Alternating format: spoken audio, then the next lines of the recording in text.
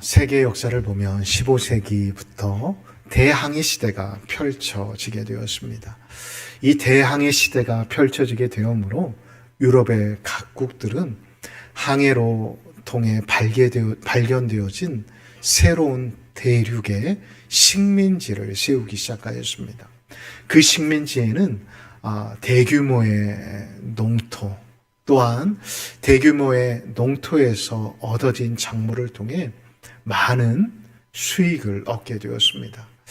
계속해서 대항해를 통해 식민지가 개척되어지다 보니 일꾼들이 부족하게 되었습니다. 그러면서 16세기에 이르러 노예 무역이 발달하게 되었습니다.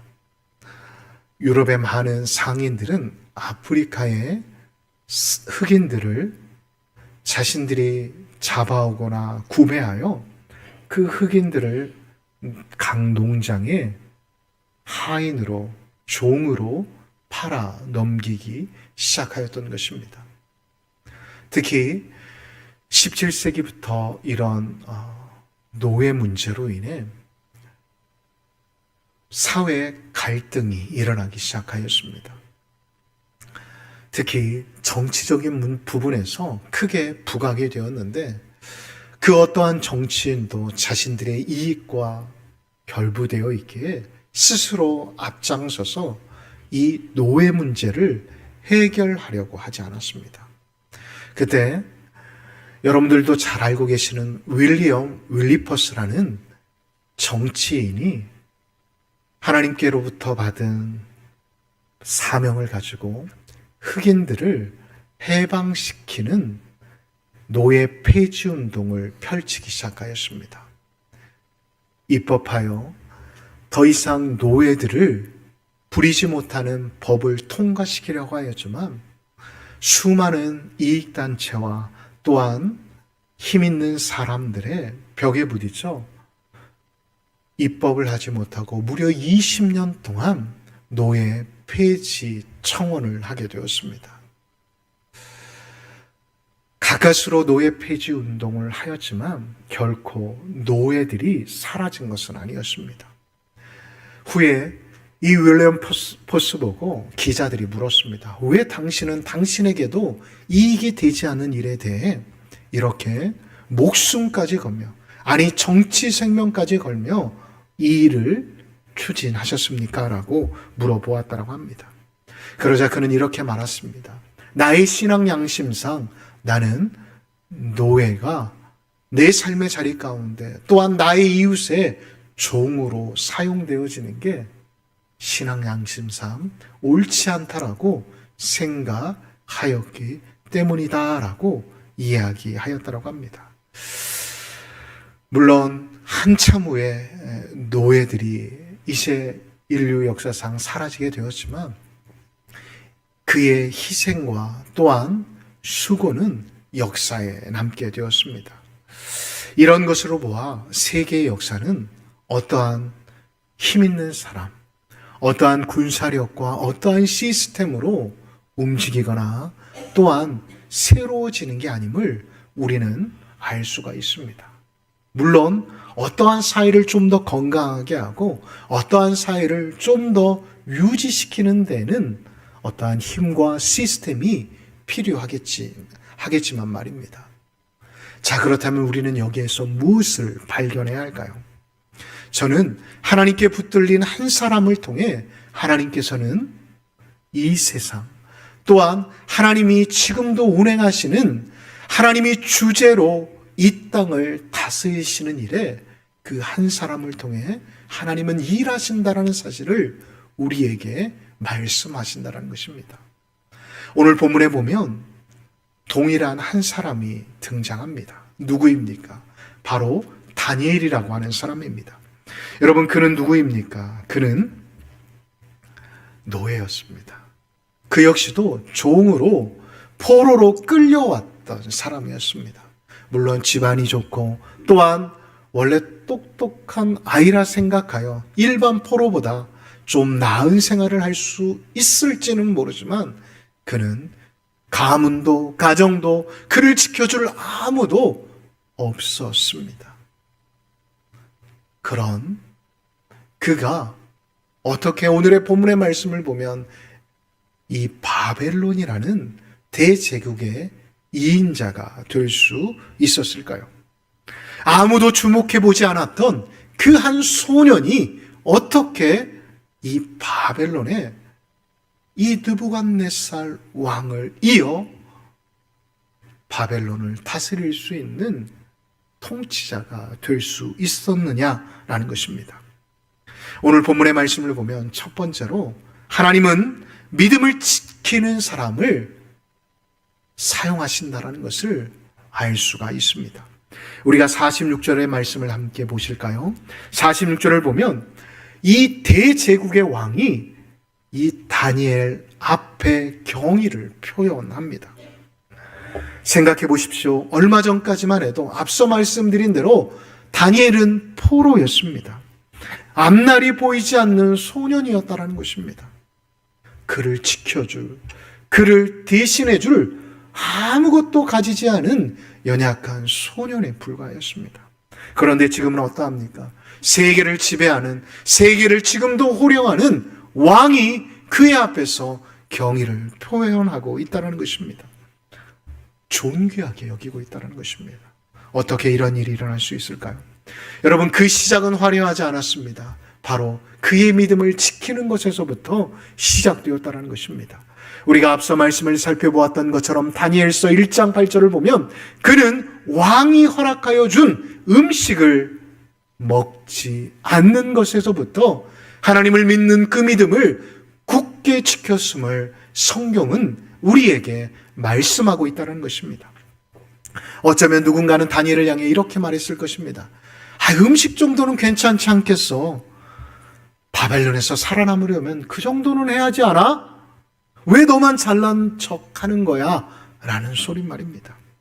그러나 다니엘은 사람이 보지 않는 그곳에도 하나님이 자신을 보고 계신다는 사실을 누구보다도 잘 알고 있었다는 것입니다. 사랑하는 성도 여러분, 우리의 믿음이 언제 무너지기 시작할까요? 여러분, 우리의 믿음은 어떠한 큰 사건에서 무너지는 적이 거의 없습니다. 제가 부교육자 생활을 하면서 교회를 떠나시는 많은 성도들의 신앙생활을 점검해 보면 하나같이 아주 사소한 문제에서부터 그들의 믿음이 조금씩 사라지면서 결국은 교회를 떠나고 하나님을 부정하는 모습들을 보게 되어집니다. 어떠한 것 말입니까? 바로 작은 타협 말입니다. 예배 한 번 안 드린다라고 되겠어. 남들도 가지 않는데 새벽 예배와 수요 예배, 금요 성령 집회 안 가도 되지 않는 것 아니겠어? 하루는 성경 읽지 않아도 되지 않을까? 식사기도 요즘 누가 식사기도 해? 식사기도 안 해도 되지 않아? 라는 작은 타입에서부터 우리의 믿음이 조금씩 사라져간다는 것을 우리는 잊지 말아야 합니다. 반대로 믿음의 성장은 언제 일어날까요? 작은 실천에서부터 시작되어진다는 것입니다. 아무도 알아주지 않는 그 예배의 자리를 지키는 것, 기도의 시간을 지키는 것, 그리고 누가 보든 보지 않던 힘든 이들을 먼저 다가가 손잡아주며 일으켜 주는 것 말입니다. 사랑하는 성도 여러분, 하나님은 그 작은 충성을, 그 작은 믿음의 실천을 기억하고 계신다는 것을 잊지 마시기 바랍니다. 어떤 성도님들은 자신의 가족을 위해, 남편과 자녀의 구원을 위해 짧게는 5년, 길게는 10년, 아직까지 기도하고 계시는 분들이 계십니다. 그러다 보면 나타나는 현상이 쉽게 마음이 지칩니다. 그리고 이렇게 하나님 앞에 응석을 부립니다. 하나님, 언제까지입니까? 도대체 언제까지 나의 기도를 들어주시지 않으시겠습니까? 그런데 여러분, 기억하십시오. 시편 56편 8절을 보면 하나님은 나의 눈물을 병에 담아 두신다라고 말씀하고 계신다는 것입니다. 우리의 기도를 잊으신다라고요? 아닙니다. 신실하신 하나님께서는 우리의 기도를 잊지 않고 기억하신다는 것을 잊지 마시기 바랍니다. 다니엘의 인생을 살피신 하나님이 우리 인생을 왜 굽어 살피지 않으시겠습니까? 그러므로 사랑하는 광남의 가족 여러분, 환경 때문에, 사람 때문에 결과가 보이지 않는다라고 해서 여러분들의 믿음을 놓지 마시기 바랍니다. 더 바쁘기 때문에 기도해야 합니다. 더 바쁘기 때문에 하나님의 말씀을 내 가까이에 두고 그 말씀을 들어야 하고 읽어야 한다는 사실을 잊지 마시기 바랍니다. 오늘 본문의 말씀을 통해 하나님은 하나님을 끝까지 믿는 그 사람을 결국에 어떻게 높이시는지를 우리에게 말씀하고 있다는 것입니다. 자, 두 번째로는 무엇일까요? 하나님은 하나님께 모든 영광을 올려드리는 사람을 결국은 높이신다는 것을 말씀하고 계십니다. 우리가 47절의 말씀을 볼까요? 47절의 말씀을 보면 이 느부갓네살 왕이 이렇게 찬양을 합니다. 너희 하나님은 참으로 모든 신들의 신이요 모든 왕의 주제시로다 라고 말입니다. 여러분, 왜 느부갓네살 왕이 아무것도 부러워하지 않고 아무것도 부족함이 없는 그가 왜 이렇게 찬양을 하고 있는 것일까요? 다니엘의 지혜가 뛰어나서요. 물론 그것은 배경이 될 수 있습니다. 그러나 아닙니다. 다니엘 뒤에서 역사하시는 하나님을 이 느부갓네살 왕은 발견하였기 때문이었습니다. 여러분, 저는 이러한 모습이 진짜 믿음의 사람의 모습이 아닌가 생각이 되어집니다. 여러분, 다니엘서를 쭉 읽어보십시오. 다니엘은 그 어디에도 자기 자신을 드러낸 적이 한 번도 없습니다. 꿈을 해석하기 전 그는 이미 23절을 통해 자신의 지혜가 어디에서부터 왔는지 고백하고 있습니다. 이 비밀은 내 지혜 때문에 된 것이 아닙니다. 오로지 하늘에 계신 하나님께서 나에게 지혜를 주셨습니다라고 고백하고 있습니다. 여러분, 사람 같으면 다 자랑합니다. 이것 좀 제가 한 게 아닙니다라고 말하면서도 결국은 자신이 드러납니다. 그러나 다니엘은 그러지 않았습니다. 자신은 뒤로 하고 하나님을 앞에 세웠다는 것입니다. 사랑하는 성도 여러분, 참된 신앙은 하나님 없이 내가 빛나는 게 아니라 나를 통해 하나님이 빛나시는 것임을 믿으시기 바랍니다. 저를 따라 한번 해보실까요? 참된 신앙은 하나님 없이 내가 빛나는 것이 아니라 나를 통해 하나님이 빛나는 것입니다. 아멘이십니까? 그렇습니다. 여러분, 우리는 모두 인정받고 싶어 합니다. 칭찬받고 싶어 합니다. 그러나 인정받는 순간 우리는 우리의 신앙이, 우리의 믿음이 흔들릴 수 있다는 사실을 잊지 마시기 바랍니다. 여러분, 교회 다니는 많은 분들이 언제 넘어지는지 아십니까? 사업이 잘 될 때입니다. 또 교회에서 인정받아서 이곳저곳에서 일을 할 때입니다. 또한 자녀가 기도한 대로 될 때입니다. 여러분, 목회자라고 다를 줄 아십니까? 절대 아닙니다. 여러분, 교회가 부흥되고 여기저기서 인정받기 시작하고 건축하기 시작하면 목사도 흔들리기 시작합니다. 그 순간 영적 위기가 목회자를 휘감아 돕니다. 목회자도 이러한데 일반 성도들은 어떠하겠습니까? 여러분, 그러나 다니엘은 달랐습니다. 그래서 하나님이 더 크게 다니엘을 사용하신 것입니다. 성도 여러분, 지금 우리에게 있는 것이 무엇입니까? 건강이십니까? 물질이십니까? 아니면 내가 가진 어떠한 힘입니까? 그것은 하나님께서 우리에게 주신 선물이기도 하지만 하나님께서 우리에게 잠깐 맡아 보관하라고 우리에게 주신 달란트라는 것을 잊지 마시기 바랍니다. 우리는 단지 청지기이자 관리자의 사명을 가지고 이 시대를 살아가고 있다는 것을 잊지 마시기 바랍니다. 하나님이 맡겨주셨기에 누리지 말라라고 하시는 게 아닙니다. 누리십시오. 그러나 잘 될수록 감사해야 한다는 것입니다.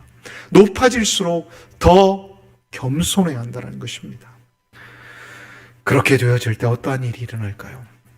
오늘 본문 그리고 다니엘서를 보면 하나님이 높아지신 만큼 하나님께서는 다니엘을 또한 높여주셨음을 성경은 우리에게 말씀하고 있다는 것입니다. 세 번째로 하나님은 함께 울고 있었던 사람을 잊지 않고 그 사람을 세워주는 사람을 높이신다라는 것을 오늘 본문 48절은 우리에게 말씀하고 있습니다.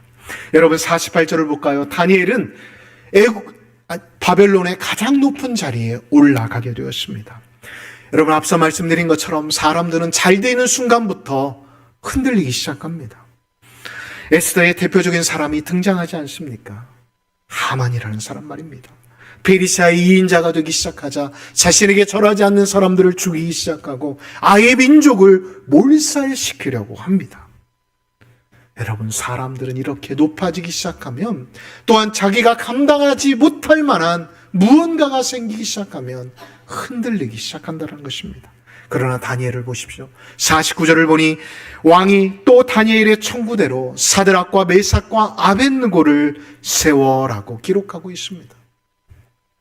여러분 다니엘은 지금 남부럽지 않은 자리에 올라가 있습니다. 더 이상 사람들의 냉대나 또한 무시를 받지 않아도 되는 자리에 있습니다.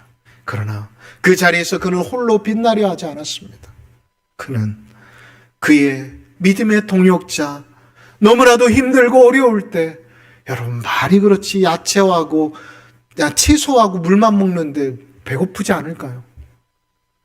얼마나 힘들고 얼마나 이 소년들 여러분 제 자식도 보면 맨날 냉장고가 고장날 정도로 열어 제낍니다. 여러분 자녀들 키우시는 분 아시잖아요.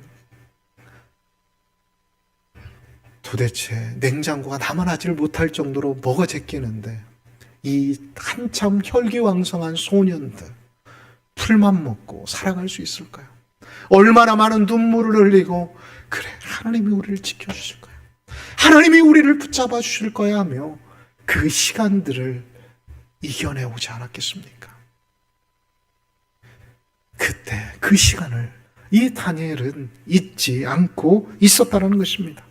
혼자 올라가려고 하지 않고 함께 올라가려고 했습니다. 혼자 높아지려 하지 않고 함께 높아지려 했다라는 것입니다. 생각해 보십시오. 이 시간 이 자리에 계신 우리 광남교회 성도님들도 여러분들이 홀로 노력해서 그 자리 가운데 가실 수 있는 분들이 계실 수도 있지만 결코 혼자가 아니실 것입니다. 여러분들이 힘들 때 여러분들이 옆에서 가족들의 손을 내밀어 주시지 않으셨습니까? 때론 여러분들의 목장의 식구들이, 때론 선교 회원들이 여러분들을 위해 기도해 주시고 여러분들을 격려해 주시지 않으셨습니까? 때론 우리 교회 같으면 올로 목사님이 여러분들을 위해 격려해 주시지 않으셨습니까? 사랑하는 성도 여러분, 우리는 결코 혼자 여기까지 온 사람이 아무도 없다는 것을 잊지 마시기 바랍니다. 그런데 문제는 무엇입니까? 사람을 쉽게 잊어버린다는 것입니다. 그래서 망각의 동물이라고 불리우는지 모르겠습니다. 도움을 받을 때는 고맙다라고 생각하는데 시간이 지나면 그게 당연하다라고 생각이 되어집니다. 그러다 보니 서로 관계가 소홀해지고 멀어질 수밖에 없는 것입니다. 하지만 하나님의 사람은 달라야 합니다. 은혜를 기억하는 사람이 되어야 합니다. 감사를 표현하는 사람이 되어야 합니다. 그러하게 우리의 주변을 한번 이번 한 주간 돌아보시기 바랍니다. 오래전에 나를 위해 기도해 줬던 그 사람, 내가 아플 때, 내가 영적으로 곤고해졌을 때 나를 위해 기도해 주고 권면해 줬던 사람을 기억해 보시기 바랍니다. 사랑하는 성도 여러분, 오늘도 이 시대에도 하나님은 다니엘과 같은 사람을 찾으십니다. 오늘의 말씀을 한번 정리해 볼까요?